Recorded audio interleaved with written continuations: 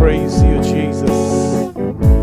We come before you, God, with a thankful heart and a grateful spirit, O Lord, because you have done great things for us. My friends, let's worship him for who he is. He is the eternal God. He is the King of Kings. And he is your Lord. He is my God. We have given our life to him, that we will love him and serve him forever, that we will worship him all through our life. Let's join our hearts together and say, Lord, your faithfulness is amazing, Lord. You have always been with us, Lord. In difficult times, you have always stood beside us. And in times of trouble, you have been our strength, O Lord Jesus. Thank you, Jesus. Hallelujah. Faithful one, so unchanging,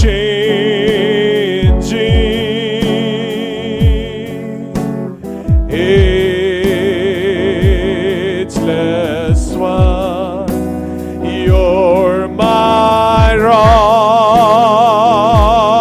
of peace,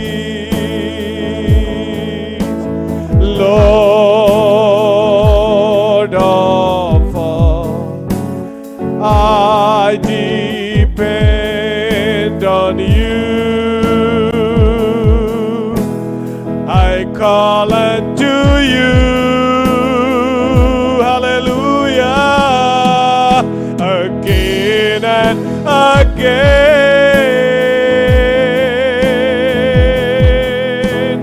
I call unto you, again and again. You are my rock in times of trouble. You lift me up when I fall down.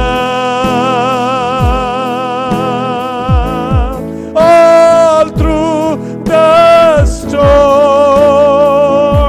your love is the anchor of my hope in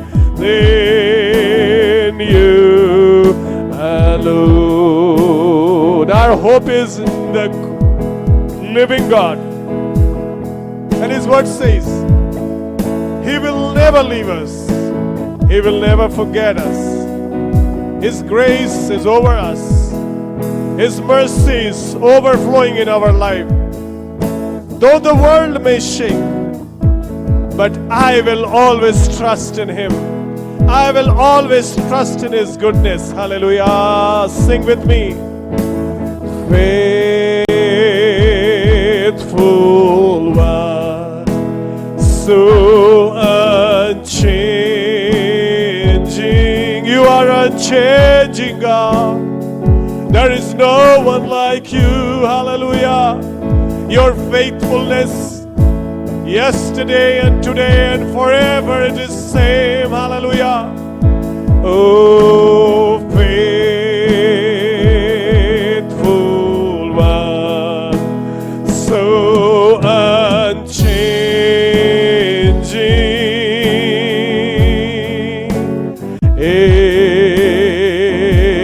ageless one, you're my rock of peace,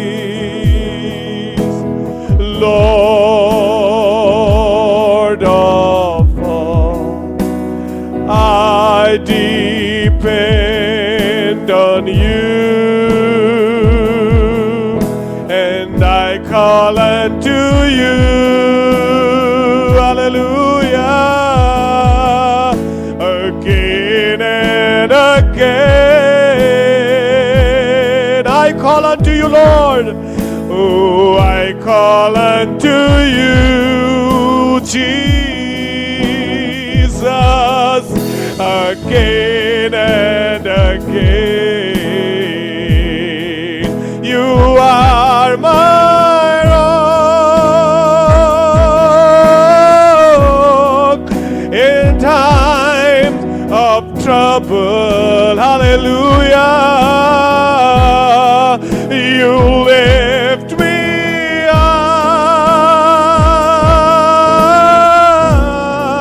when I fall down. Hallelujah. All through the storm, your love is.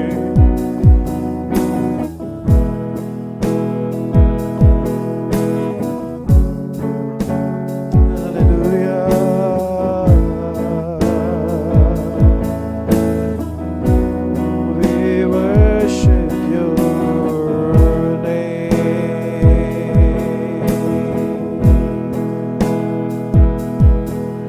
Oh Lord of all, I depend on you. I call unto you, Father. Oh, I call unto you, my Jesus, again and again. Let us call him and let's say, Lord, we need you this morning. Hallelujah. I call unto you again and again. You are my Lord in times of trouble. Hallelujah. You lift me up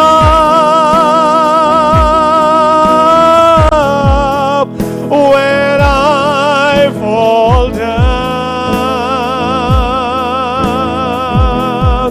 All through the storm, your love is, Lord. All through the storm, your love is the anchor. My hope is in you alone. My hope is in you, oh God. Hallelujah. I worship you, God. I praise your holy name. I lift your holy name. Hallelujah. You are my God. You are my Lord. You are my strength. Hallelujah. You are my ever-present help in times of trouble, oh God, because you are faithful, God. You are a loving God. You are a mighty God. I thank you, Lord, for being with me in times of trouble, oh God. In this time, oh Lord, when the whole world is shaking, we are looking up to you, Lord, and we are asking for your grace, Lord. Hallelujah. We are asking for your anointing. We are asking for your faithfulness to be with us, oh Lord. Hallelujah. You are my Lord in times of trouble. Hallelujah. You lift me up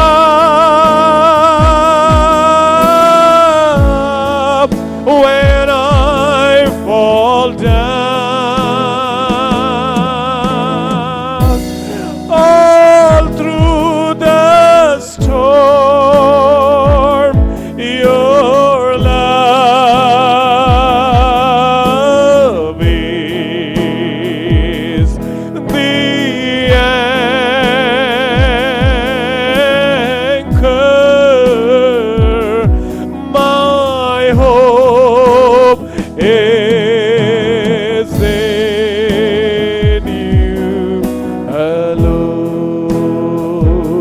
Let's open our mouth and worship the King. Hallelujah.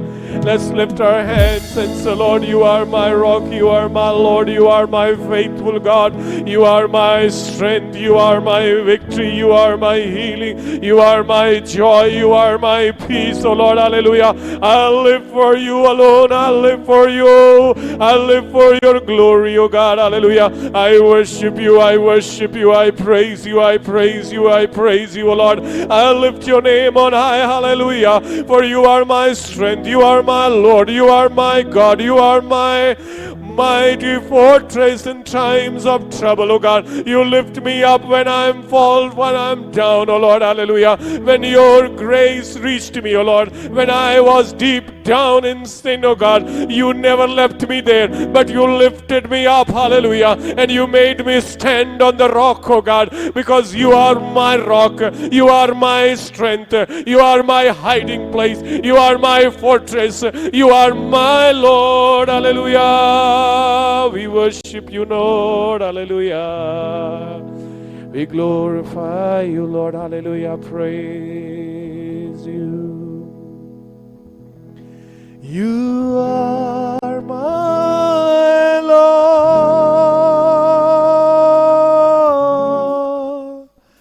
in times of trouble. You lift me up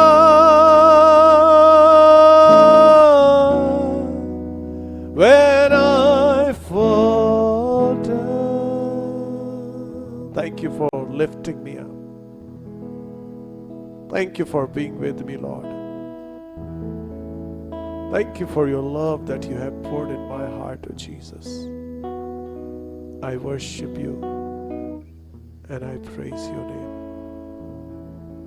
I glorify your name, O Jesus. For you are my Lord. For you are my God.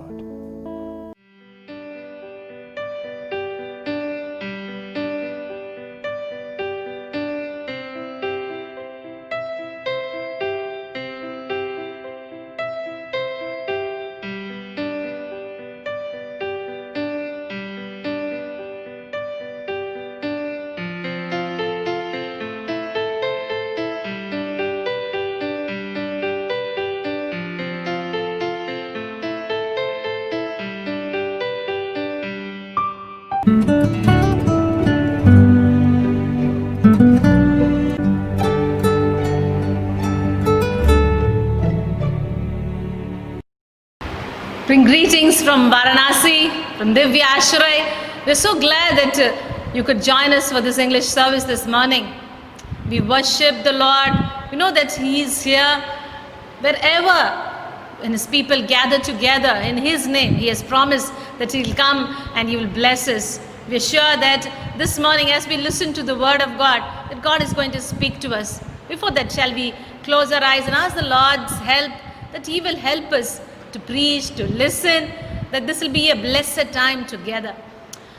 Lord, we are so grateful to you for this time. We know that you are an awesome God, a God who is there for us, who fights our battles for us. And thank you so much for being here this morning. And as we spend the few minutes together in learning your word and meditating on it, pray that you will help us. Speak to our hearts, O Lord. We thank you, Jesus. In Jesus' name we pray. Amen. We're so glad that you joined us again. Every Sunday at 8, we join together and worship in English. And as you know, at 9:30, we have a Hindi service. And at 11, we have a Bhojpuri service. And at 12, we have a Tamil service. If you want to join us in any of these languages, you're most welcome. And let's turn our Bibles today to Hebrews chapter 11 and verse 6. When you look at the world today, there are so many things happening that we wonder, why do people do this? If you go to Philippines, there is a practice among the Christians there. Every Good Friday, every year, you find hundreds of people carrying crosses, We find people beating them with lashes and just not, they just don't carry the cross. They carry it on a hill. And I saw in the video that people getting themselves crucified. For what? Because people think that if we do that, God will be pleased. And in all religions around the world, we know there are so many practices that we do. That all this is done in the name that we need to please God in some way. And in this series of preachings that we have been doing in this online service, we have been looking at God. And we saw how God is an approachable God, that how we can approach Him, His throne of grace, because of what Jesus has done on the cross. Then we saw He is a way maker. He is a bondage breaker. He breaks every bondages of the devil over our lives. And then we saw how God is a God who fills our thirst. That's what last time we saw. And this morning I want to talk to you about the God who's pleased with something. And what is that? As the world today we see, people want to please God in many different ways. But what does the Bible say? What is the God of the Bible? What pleases Him? If you read Hebrews chapter 11 and verse 6, you find that there is something that pleases God, and that is definitely not what we think about in this world. It is a 5-letter word. It is called faith. Hallelujah. And the whole chapter of Hebrews chapter 11 is called the chapter of faith. You keep reading. That's the most pleasing thing. That's the most amazing thing that a person can possess and please God. So you mean to say that we don't have to do anything to please God? Exactly. The God of the Bible doesn't require us to do anything, physical things, just to please Him. Because whatever we do, the Bible says, is filthy rags in front of Him. But one thing that attracts Him, one thing that pleases Him, my friends, is our faith. But is faith enough? Because if you read James chapter 2 and verse 19, the Bible talks about even the demons believe that there is God and they tremble. So it is just not enough to believe. It is just not enough to have faith.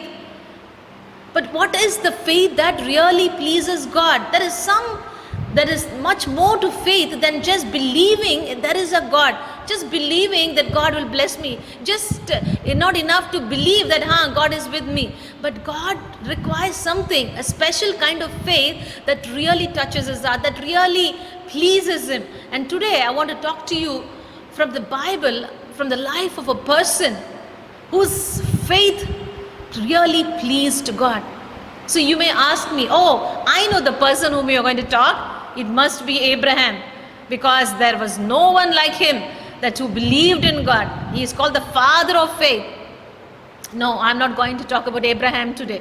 They say, are you going to talk about Moses, Noah, all these great men of faith? But no, my friends, today I want to talk to you, focus on the life of a simple, ordinary person, just like you and me, who had nothing to boast of in her life, but a simple housewife, but who taught amazing lessons. And this day, as we learn from her life, be encouraged. God is not looking for superhumans. God is looking for people, simple people with awesome faith. And this morning, if your faith if you feel that your faith is not enough, ask God to give you the faith of this person. Her name is Hannah. And Hannah, as beautiful as the name sounds, is the meaning too. The meaning of Hannah is favor, merciful, the one who gives. Isn't it beautiful to have a name like that? If you read 1 Samuel chapter 1 and verse 1 and 2, we have an introduction of who Hannah is. Hannah is the wife of Elkanah. And Elkanah has 2 wives. And one is Hannah. And we read that Elkanah loved Hannah more than the other wife. But Hannah had a problem. What was that problem? We read in verse 2, when Peninnah had children, Hannah didn't have even one. And that frustrated her, that made her depressed. And we can truly understand, because even in 2020, if someone doesn't have children, how they are looked upon by our society. In those days, in Hannah's days, it was completely different, entirely different from what it is now. They were much more worse, because blessing of children was taught as a blessing from the Lord. And if the woman didn't have children, she was thought to be a cursed one. She did not have the favor of the Lord upon her. But Hannah's name itself is favor. So can you imagine people calling her favor, but they are telling her indirectly that you have no favor in your life, Hannah.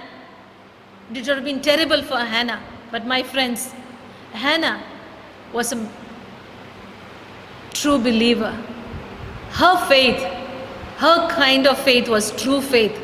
And today we are going to learn four things about what true faith is from the life of Hannah. The first thing, true faith sees the problem as an opportunity to come close to God. Hannah had every reason to go away from God, because she was depressed, she didn't have any children. Like most of us do when we find God not answering our prayers, when we find life the way that we want the life to be. We are so angry with God, mad at God, that we refuse to do anything with Him. I know many people, my friends even, families, who have turned their backs on God just for one reason. You know why? Because God did not act according to their plans. God did not answer prayers according to what they thought God should do. But Hannah, she had all the reason to be bitter. She had all the reason to be depressed. She had all the reason in the world to go away from God. But there's a beautiful thing that she did in chapter 1 and verse 10. If you read, it says, Hannah was so deep in anguish. If you read in the New Living Translation, it says, she was in deep anguish, crying bitterly as she prayed to the Lord. In deep anguish, crying bitterly, she did not turn away from God. Hallelujah. But it says she was in deep anguish, crying bitterly. She was praying to the Lord. When we are in anguish, when we are bitter, whom do we turn to, my friends? That is what faith is. True faith always sees the problem as an opportunity to get close to God. And as she came that day into the presence of God, into the tabernacle of God, she poured her heart out. There's another translation. It says she just poured her heart out to God and said, God, I know I can go to people, but that will not going to help. When we go and tell our problems to people, yes, it do help us. Sometimes we feel light within us, but my friends, that is not the solution. If you want your problems to be solved, if you want the things that are not happening in your life to happen, there's only one person whom you can approach, and that is God. Only He has the power to change your life around. And Hannah truly believed it is only God who can give me a child. If this morning, if you are in any kind of problem that you think it has been years but nothing has happened, this morning would you turn to God and cry out to Him and say, Lord, like Hannah, I am approaching you, I am coming close to you, I will not let this problem take me away from you, but I want to draw closer to you, Lord. Hallelujah. And God will surely answer, my friends, as He did for Hannah. And we go on to read that in verses 11 and 12, how God answers our prayers when Eli, the man of God, assures her, you will have a son. And that was enough for Hannah. When she heard the man of God speak words of blessing, speak words of healing over her, she received it. Whenever somebody is speaking to you, my friends, from the word of God, a word of blessing, a word of encouragement, don't just say, no, it's not going to happen to me. Maybe it can happen to Hannah, maybe it can happen to so and so, but it's not going to happen to me. It's been so long. It's been so many years.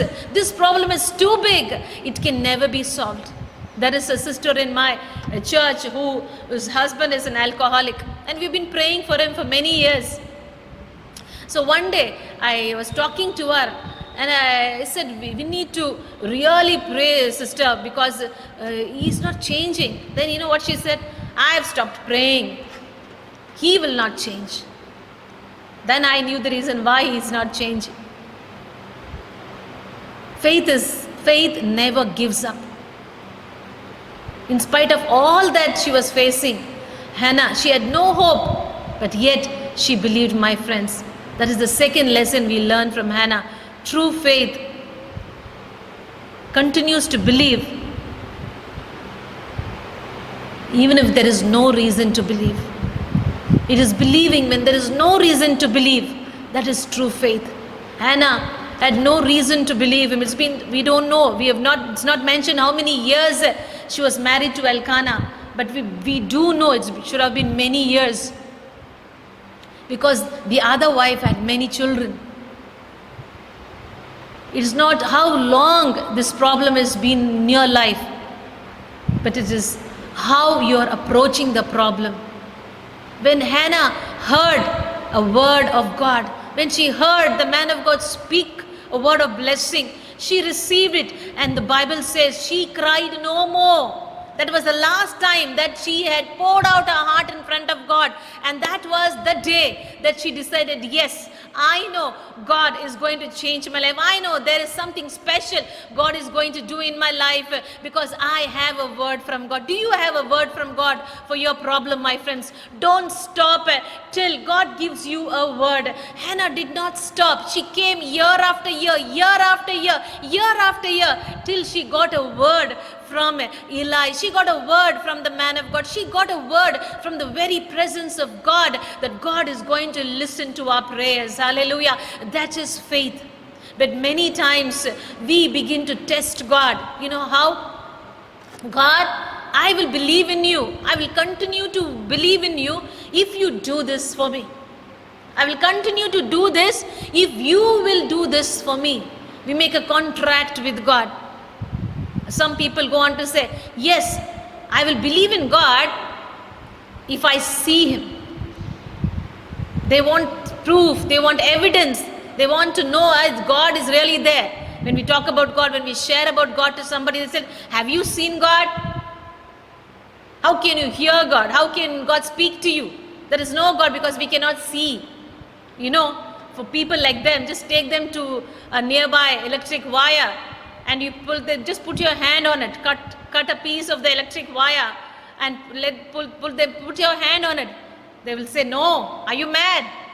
Then you talk to them, you ask them, can you see the electricity running over it?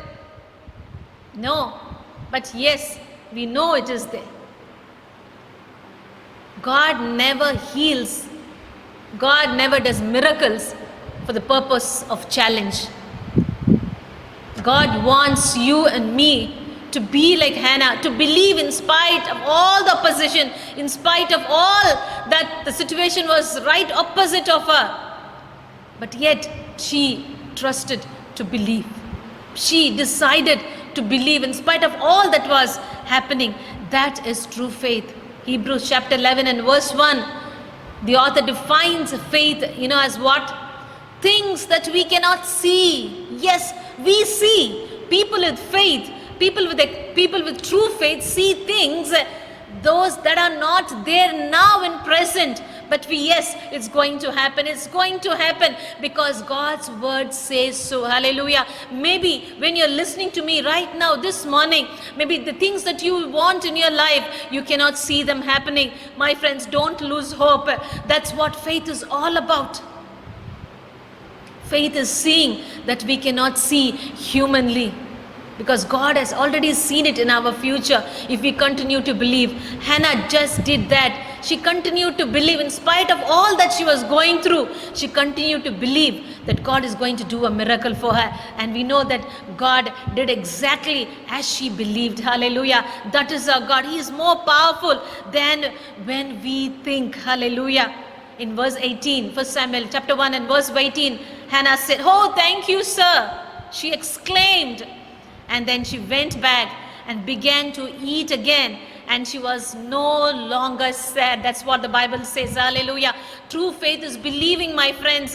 Believing does not mean, that you're going to receive it that very day. Believing is, yes, I know my God has spoken to me. He has given me a word and this is going to happen. Hallelujah. The first thing we saw, true faith makes it sees problem as an opportunities to get close to God. Secondly, we saw true faith is believing when there is no reason to believe. And thirdly, true faith gives sacrifices. True faith gives its sacrifices, my friends.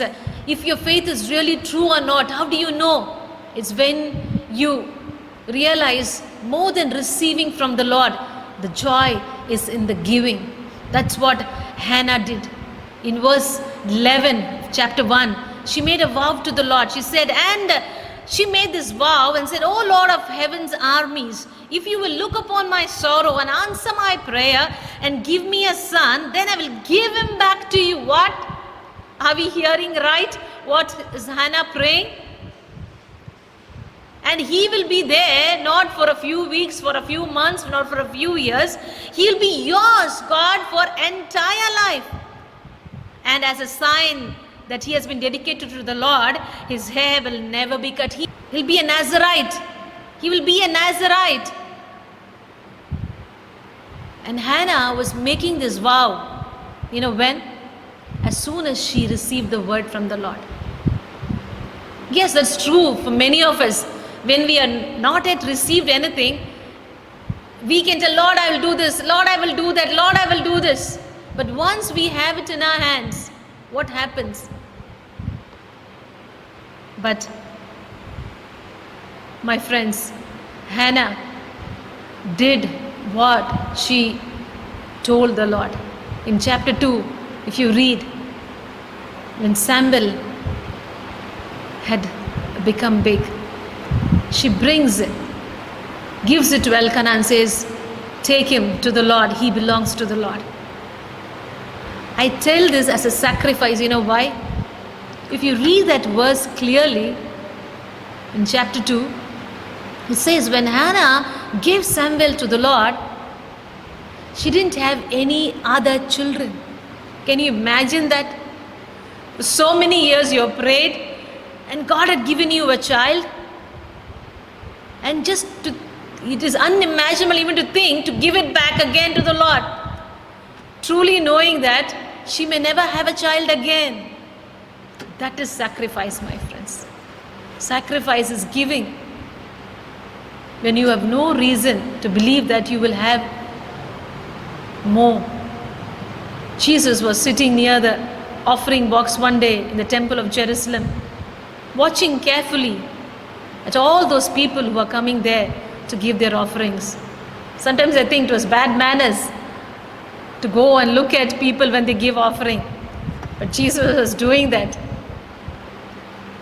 And there came many people with all that they had, gold and coins and silver coins. But there came a woman with 2 dimes, 2 coins. And as she put them into the box, Jesus called his disciples excitedly and said, "You know what? Out of all these people today, she has given the most." Hallelujah. That is sacrifice, my friends. And it pleases God. When we give from what we have, yes, God will bless our giving. But you know what truly pleases God? When we give, when we have no guarantee that we will receive again. Hallelujah. That is Hannah's faith. She gave Samuel to the Lord, not after she had another kid. No. She gave him when she had no one else. But God is not a debtor, my friends. The God whom you and I worship is not a debtor. He is a giver. He is a blessing God. And the same chapter in verse 2, in verse 21, if you read chapter 2 and verse 21, God remembered Hannah. Hallelujah. Hallelujah. It says he not only answers, but Lord blessed Hannah and conceived, and she gave birth to 3 sons and 2 daughters. Meanwhile, Samuel grew up in the presence of the Lord. Hallelujah. When we give sacrificially, my friends, our house will never be empty. Always remember this. Our purses will never go empty. When we give sacrificially, when you give your time, God will bless you with more time. When you give your offerings to the Lord, God will give you more for you to give, my friends. When you give your children to the Lord, the Bible says Hannah, when she gave Samuel, God blessed her with more children. Hallelujah. But the secret is in giving when you didn't have. Hannah's secret was that true faith is giving. There was no guarantee that she is going to have again. The 4th thing about true faith, that's the final point, and then we will close. True faith rejoices over the giver and not the gift. Hallelujah. Hallelujah. It is how Hannah's life was. How do we know? If you read chapter 2 and verse 1, Hannah prayed to the Lord and she sang a beautiful song of praise that day when she was blessed with Samuel. You know what? My heart rejoices in the Lord. Yes, you heard it right. My heart rejoices in the Lord. She's not singing, my heart rejoices in Samuel. She's not holding up Samuel and singing and saying, my heart rejoices in Samuel because the Lord has given to me. No, because she knew true faith always rejoices in the giver and not the gift. She knew her reason for rejoicing is not Samuel. Her reason for rejoicing is Jehovah. Hallelujah. Hallelujah. If you continue to read that psalm of praise, it says, my heart rejoices in the Lord. The Lord has made me strong. Another version it says, oh, my Lord has lifted my head. The Lord has blessed me with strength. You know why? It is not because of the gifts that we receive, my friends, that we are blessed. It is because we have a great God who delights in blessing us. Hallelujah. Many times in our lives, we rejoice over the gifts and we forget the person who gives us the gift, the God who has given us the gift. Many Bible scholars say maybe this was the reason that God asked Abraham to sacrifice Isaac. When God blessed Abraham with a son, he was 100 years old, remember?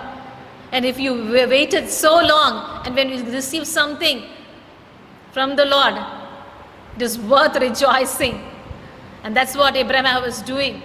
Abraham was rejoicing over Isaac that he had taken his eyes off the giver. He was rejoicing over the gift. And God had to intervene and remind him, Abraham, I am the giver. Rejoice in me. Your true joy is found in me. I am the source of all your joy, Abraham. And Abraham realized that when he said, Jehovah Jireh, the Lord will provide. In the mountain of the Lord it shall be provided, my friends.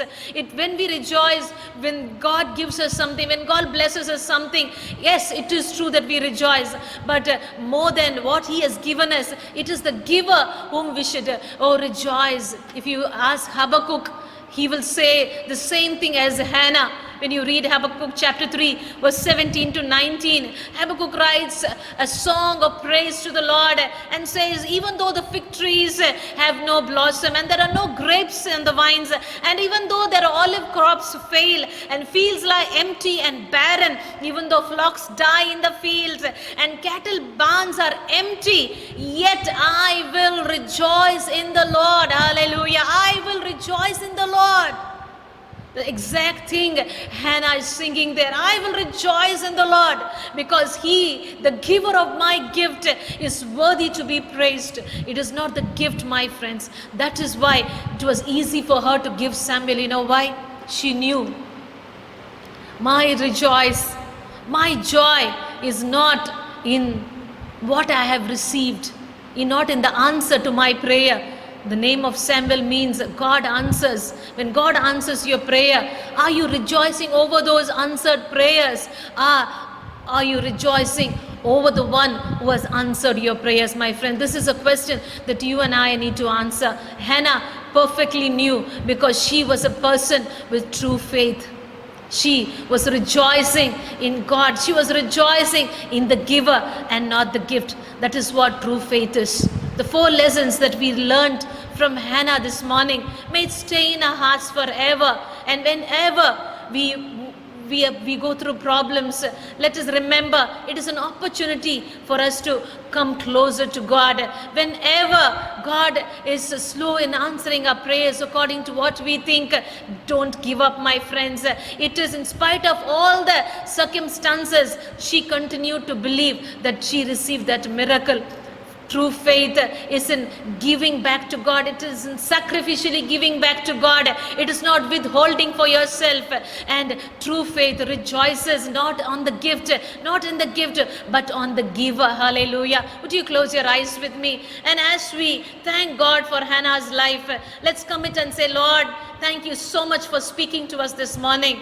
True faith rejoices in the giver and not the gift. Hallelujah. Or true faith, God gives and sacrifices, does not hold on to it. Hallelujah. We thank you, God, in spite of all the opposite circumstances that she was facing. Hannah had the true faith to believe in spite of her circumstances. Hallelujah. We thank you, God, for Hannah's life. She made her problem as an opportunity to draw closer to you, Jesus. We thank you, oh God. Help us, Lord. Help us. Give us the faith of Hannah, that truly, Jesus, we'll have faith that pleases you, oh God. Lord, you were pleased with Hannah's faith and you blessed her, Lord. Hallelujah. And this morning, help us to have true faith, oh God, that we will receive your blessings, Jesus, in our lives. I pray right now for all my brothers and sisters who are watching this, oh God, if they are struggling in their life, Jesus, if they are struggling to continue to believe in you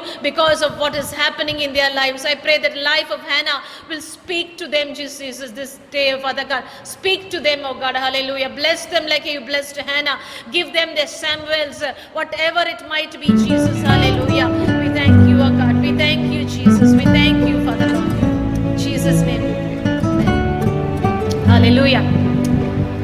Thank you so much once again for joining us in this online English service. We pray that God, the God of Hannah, will be with us this week. He will continue to strengthen our faith. When we go low, trust, look at Hannah's life and be encouraged. The God of Hannah continue to be with you. May His peace, may His grace and His love surround you this week. God bless you. Have a blessed week.